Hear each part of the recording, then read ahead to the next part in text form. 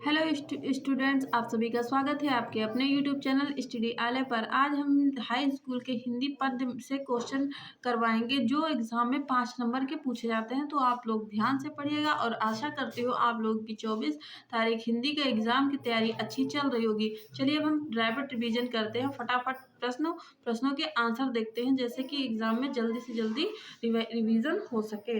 अब revision class ही है, बची है ना। तो रीतिकाल के वीर रस के प्रसिद्ध रचनाकार कौन है? देव या घनानंद भूषण बिहारी। तो इसका राइट आंसर भूषण हो जाएगा। क्या हो जाएगा? भूषण हो जाएगा। चलिए रामचंद्रिका के रचनाकार कौन हो जाएंगे? रामचंद्रिका के रचनाकार बिहारी केशव भूषण मतीराम। तो इसका राइट आंसर केशव हो जाएंगे। केशव की ये रचना बहुत पूछी जाती है कि रामचंद्रिका किसकी है। तुलसीदास मत लगा लीजिएगा क्योंकि ऑप्शन में तुलसीदास को भी देते हैं। चलिए भूषण किस युग के कवि है? तो भूषण रीतिकाल के हैं। भूषण किस काल के हैं? तो रीतिकाल के। बिहारी किस युग के कवि है? तो बिहारी भी रीतिकाल के कवि। याद रखिएगा, बिहारी, भूषण और केशव ये तीनों ही रीतिकाल के हैं। केशव काव्यधारा के कवि हैं, मतलब रीतिकाल के 4 काव्यधारा है, तो इस वो किस काव्यधारा के हैं? रीतिबद्ध या रीति सिद्ध, रीति मुक्त। तो यहाँ कंफ्यूजन मत होइएगा क्योंकि आगे रीति लगी है, इसलिए इसका राइट आंसर हो जाएगा रीतिबद्ध। केशव क्या है? रीतिबद्ध है ऑप्शन का। चलिए महादेवी वर्मा काव्यत्री है, तो महादेवी वर्मा काव्यत्री प्रगतिवाद की, द्विवेदी युग की या छायावाद की युग की या प्रयोगवाद। तो इसका राइट आंसर क्या हो जाएगा? इसका राइट आंसर हो जाएगा छायावाद। क्या हो जाएगा? छायावाद। छायावाद के 4 स्तंभों में महादेवी वर्मा भी आती हैं। चलिए इसमें से कौन सी रचना महादेवी की नहीं है? तो इसका राइट आंसर हो जाएगा गा हो जाएगा। बाकी तीनों महादेवी की रचनाएं हैं। चलिए प्रिय प्रवास किसकी रचना है? तो इसका राइट आंसर क्या हो जाएगा? इसका राइट आंसर हो जाएगा अयोध्या सिंह उपाध्याय। अयोध्या सिंह उपाध्याय। राम की शक्ति पूजा के रचनाकार कौन है? तो राम की शक्ति के रचनाकार इस रचना के रचनाकार कौन हो जाएंगे? तो सूर्यकांत त्रिपाठी निराला जी हो जाएंगे। चलिए अब हम नेक्स्ट क्वेश्चन देखेंगे। निम्नलिखित में कौन प्रगतिवादी कवि है? प्रगतिवादी कवि नहीं है। यहाँ है या नहीं है में कंफ्यूजन मत होइएगा, जरूर ध्यान दे लीजिएगा। तो यहाँ कौन है? भारतेंदु हरीशचंद्र। भारतेंदु हरीशचंद्र हो जाएंगे। यशोधरा रचना है, यशोधरा रचना किसकी है? तो मैथिली शरण गुप्त की है। यशोधरा रचना किसकी है? मैथिली शरण गुप्त की है। दीप शिखा काव्य संग्रह रचना है, तो दीप शिखा काव्य संग्रह रचना है किसकी? महादेवी वर्मा। राइट आंसर हो जाएगा।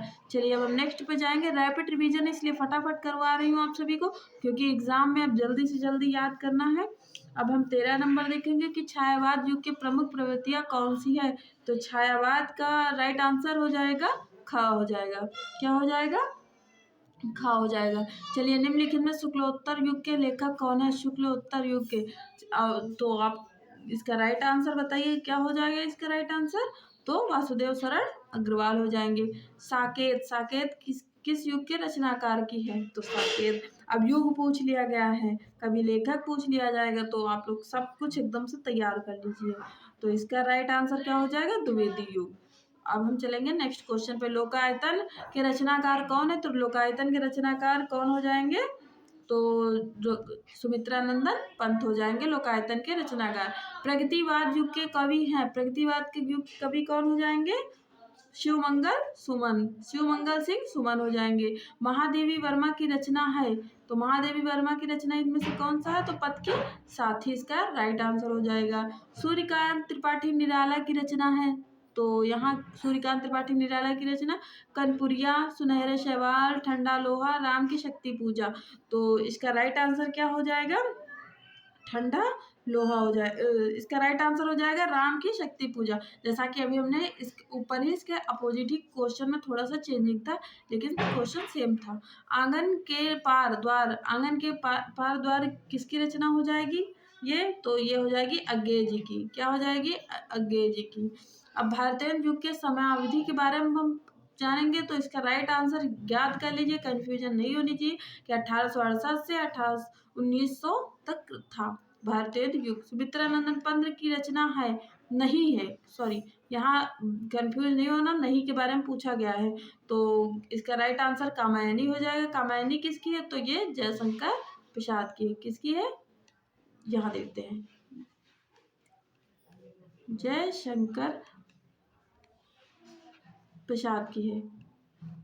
ठीक है, ये जयशंकर प्रसाद की है। यहाँ थोड़ा सा करेक्शन कर लीजिएगा। चलिए अब हम लोग नेक्स्ट क्वेश्चन देखेंगे कि तार सप्तक का प्रकाशन वर्ष। ये तार सप्तक पूछा जाता है, इम्पोर्टेंट रख लीजिएगा। तार सप्तक कब आया था, प्रकाशन किस वर्ष हुआ था तार सप्तक का? तो इसका राइट आंसर हो जाएगा 1943 में हो जाएगा, 43 में।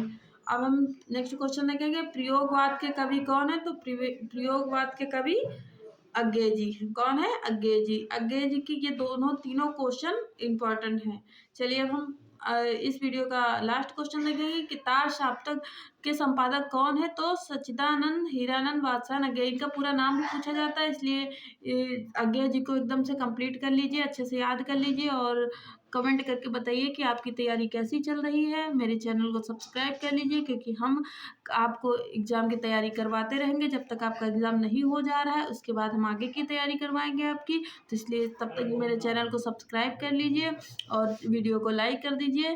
Thank you.